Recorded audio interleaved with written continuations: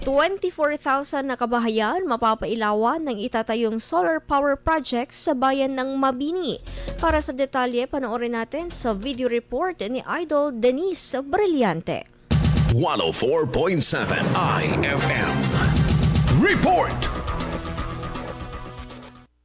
Saliyado ng 20-year power supply deal para sa Mabini Solar Project na mula sa Chinese-based solar technology. Pinirmahan ang kontrata sa pagitan ng China Solar ISBU at Advent Energy. Ang kauna-unahang greenfield development sa Pilipinas na ipapatayo sa Barangay San Pedro, Mabini, Pangasinan. Nasa 110.84 gigawatt-hour na renewable electricity kada taon ang mapupundar ng pasilidad. Katumbas ng pagbibigay enerhiya sa 24,000 households. Noong Setyembre, formal itong pinirmahan at inaasahang sisimula ng operasyon nito sa susunod na taon. Dagdag pa dito, layunin ng proyekto na wakasan ang carbon dioxide emissions na higit kumulang 76,549 tons kada taon sa bansa. Kasama mo mula rito sa IFM News Tagupan. Ito si Idol Denise Brillante, Tatak IFM.